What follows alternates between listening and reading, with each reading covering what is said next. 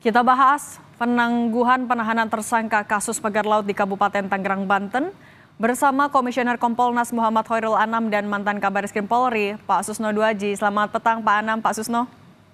Selamat petang semuanya. Mbak Cindy. Pak Susno, kalau habisnya masa tahanan yang berujung pada penangguhan itu adalah hal yang memang sudah diatur. Tapi kalau penangguhan karena masih ada perbedaan pemahaman antara jaksa dan juga dengan polisi sampai masa tahanan habis, itu adalah sesuatu yang bisa diterima?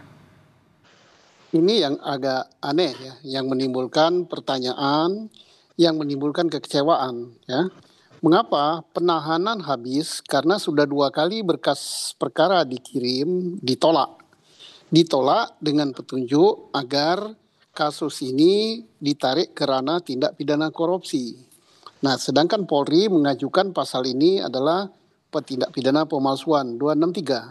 Sebenarnya ya, dari kacamata awam, tanpa melihat, tanpa membaca berkas, tapi dengan mengamati apa yang tertayang di media, bahwa jelas kasus ini tindak pidana korupsi. Mengapa demikian? Tidak mungkin seorang kepala desa menerbitkan berbagai surat palsu agar laut bisa disertifikatkan kalau tidak ada sesuatu yang didapat atau sesuatu yang dijanjikan. Dia adalah aparat melakukan tindak pidana, kemudian mendapatkan imbalan, itu diduga keras ada imbalan. Kalau tidak ada imbalan, ngapain magarin laut? Nah, itu sudah menjadi tindak pidana korupsi. Gampang sekali pembuktiannya. Dari awal saya katakan bahwa tindak pidana ini tidak perlu disidik oleh markas besar. Level Polres saja bisa gitu. Nah, apalagi awalnya jaksa sudah menyidik akan mengarahkan ke tindak pidana korupsi. Tapi Polri masuk juga. Tapi masuknya dengan tindak pidana pemalsuan yang tentu nantinya mengarah kepada tindak pidana korupsi. Nah, itulah karena terjadi silang pendapat, terjadi bolak-balik berkas, maka habislah masa penahanan. Timbul praduga dari publik, apakah habisnya masa penahanan ini disengaja supaya enak membebaskan daripada tersangka. Tetapi dugaan-dugaan itu ditepis bahwa pembebasan tahanan karena masa penahanan telah habis, sehingga secara hukum itu benar. Tetapi secara keadilan dan secara keadilan publik itu tidak benar. Okay. Karena apa? Kok 263 sampai selama ini gitu? Kok sudah diarahkan jelas korupsi, kok tidak dituruti? Padahal yang memberi petunjuk kan penuntut umum kan. Oke, kita tanya dulu ke Pak Anam, Pak Susno. Nah, ini Pak Anam sudah 2 kali bolak-balik berkasnya ini antara Kejagung juga dengan ke polisi. Kenapa? Memang karena ada perbedaan arti soal kerugian negara itukah yang membuat polisi tidak menggunakan pasal korupsi? Iya, kalau kita membaca agak detail ya, berita-berita yang ada itu kan memang saling beda persepsi ya. Yang satunya mengarahkan ke korupsi, yang satunya pemalsuan, dan polisi juga lagi berproses soal korupsinya, terutama gratifikasi di Kortas Tipikor. Nah, apapun itu sebenarnya menurut saya sih sudahlah. Ini kan kasus publik gitu ya. Semua orang secara kasat mata juga bisa merasakan denyut keadilannya. Oleh karenanya ya sudahin ini dengan cara ya duduk bersama aja, duduk bersama antara kepolisian dan kejaksaan, plus kalau perlu ya asistensi sama KPK misalnya.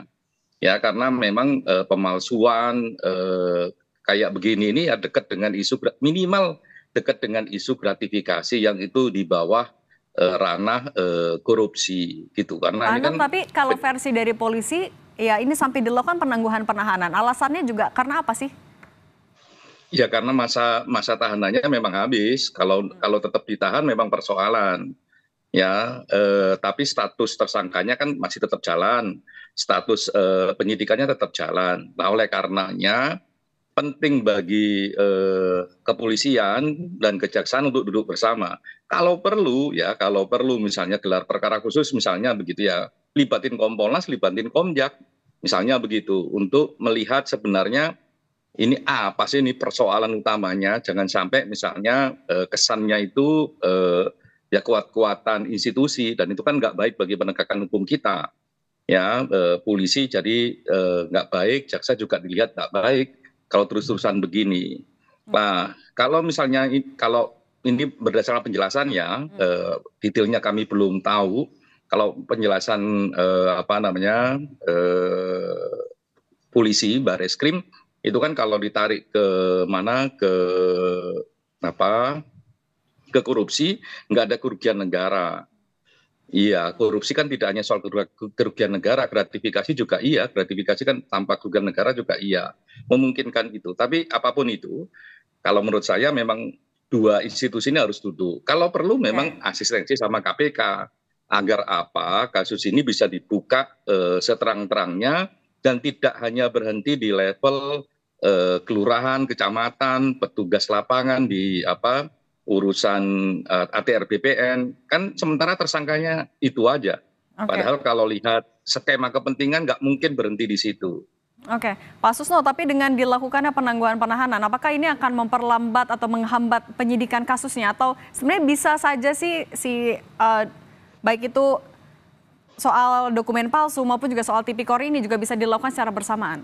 Akan menghambatkah tadi dengan penangguhan penahanan?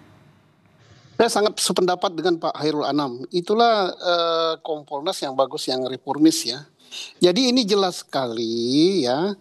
Polisi selaku penyidik, dia akan menyerahkan berkas itu ke kejaksaan selaku penuntut. Apa yang diarahkan kejaksaan, dialah yang akan menerima berkas itu. Jadi mau tak mau, ini harus jadi sekaligus tindak pidana korupsi. Dan benar kata Pak Hairul Anam, bahwa dengan jadinya tindak pidana korupsi, maka perkara ini akan terkuak siapa yang menyuruh melakukan itu, menerima gratifikasi berupa apa, sehingga nanti yang sudah di dalam wacana publik bahwa pelakunya itu tidak sampai kepala desa saja, tapi ada aparat lain. Apakah aparat Pemdanya yang lain ikut, apakah ada swastanya yang ikut, apa ada yang BPN yang ikut. Nah ini kelihatannya dari penyidik Bareskrim, Ditpidum ini hanya membatasi kepada 4 orang ini. Ya jelas masyarakat publik kecewa. Katanya Pak Hairul tadi, kasus ini sudah menjadi kasus milik publik. Masyarakat itu udah ngerti hukum, kemana arah yang sebenarnya kasus ini, ngapain lurah itu magari laut kalau hanya dia saja. Jadi di sini masyarakat sangat kecewa sama penyidikan yang dilakukan ini, sangat kecewa juga dengan Kementerian Kelautan yang tidak terbuka, yang katanya pelakunya hanya kepala desa dan sanggup membayar denda 38 miliar atau berapa. Ini nggak beres semua ini.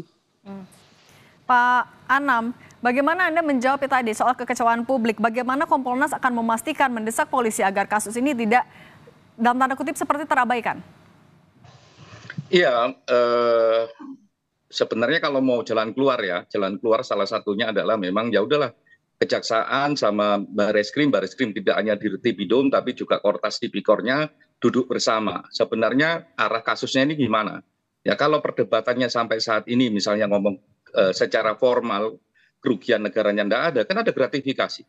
Dengan gratifikasi itu sebenarnya bisa diungkap soal-soal terkait korupsinya. Kan tidak mungkin lah seluas itu, segede itu, sepenting itu hanya berhenti di level Pak Lurah atau Pak Camat misalnya begitu, atau staf-staf yang ada di ATR BPN.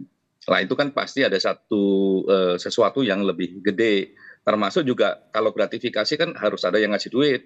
Nah salah satunya ya bisa jadi pihak swasta atau siapapun itu. Nah ini penting karena apa? Ya ini kan tidak hanya untuk kepentingan dua institusi. Tidak hanya untuk kepentingan kepolisian, tidak hanya untuk kepentingan kejaksaan, tapi ini untuk kepentingan kita semua. Memastikan bahwa penegakan hukum itu kredibel, memastikan bahwa kepentingan publik terlindungi dan proses-prosesnya akuntabel.